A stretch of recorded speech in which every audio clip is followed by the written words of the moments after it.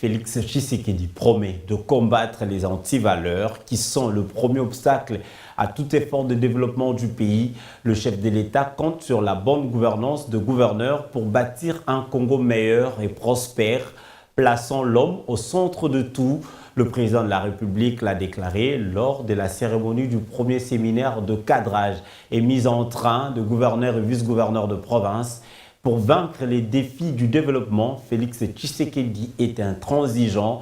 Il faut la rétrocession permanente aux provinces. Investis le 29 avril dernier, les nouveaux gouverneurs et vice-gouverneurs de province étaient pour la toute première fois ce lundi face au président de la République. Le séminaire de mise en face de la gouvernance provinciale lancé ce jour permettra aux gouverneurs et vice-gouverneurs de renforcer leur capacité en leadership managérial afin d'améliorer le bien-être social de population et ainsi enclencher le développement à la base. Le vice-premier ministre ad intérim en charge de l'intérieur et sécurité, Basile Longo, qui a introduit la cérémonie, a fait un plaidoyer auprès de l'autorité suprême pour la mise à la disposition des fonds d'investissement et la libération régulière de la rétrocession en faveur de provinces et des entités territoriales décentralisées. Dans son rôle de garant du bon fonctionnement des institutions de la République, Félix-Antoine Tshisekedi a donné les premières instructions aux territoriaux nouvellement élus. Instructions formulées sur base de 4 axes stratégiques pour l'amélioration du social de Congolais, déduit dans son discours d'ouverture. Je voudrais vous rappeler que vous êtes les dignes représentants du président de la République dans vos provinces respectives. Ceci vous oblige d'adopter dans la gestion de vos entités respectives un comportement exemplaire. Ceci veut dire aussi que vous avez l'obligation d'élaborer vos programmes respectifs qui seront adoptés par les assemblées provinciales en intégrant ma vision qui vise le développement intégral de notre pays. En d'autres termes, l'homme sera au centre de toutes vos actions, dans les différents domaines de la vie.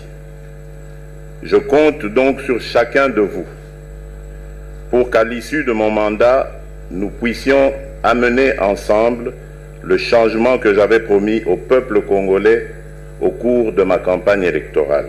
Combattre les antivaleurs telles la corruption, l'impunité ou encore l'épineuse question de tracasserie, notamment aux frontières, le chef de l'État Félix-Antoine Tshisekedi ne déroge pas à sa logique. J'ai eu le temps de sillonner quelques provinces de la République. Et à cette occasion, j'ai été choqué des tracasseries administratives, policières et militaires auxquelles font face la population en général et les opérateurs économiques en particulier. La fraude fiscale et les barrières organisées et entretenues par certaines autorités provinciales, de l'armée et de la police, la multiplicité des services et autres organes au niveau des postes frontaliers au lieu des 4 reconnus par la loi, le mauvais état des routes et de l'habitat, la précarité des infrastructures sanitaires, scolaires et autres, vous pouvez ici comprendre que la tâche qui vous attend est lourde et les défis à relever sont énormes.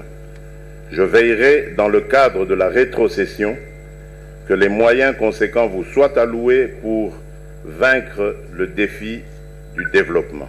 Cela veut dire que, vous l'avez bien compris, que le temps de l'impunité tant décrié est révolu.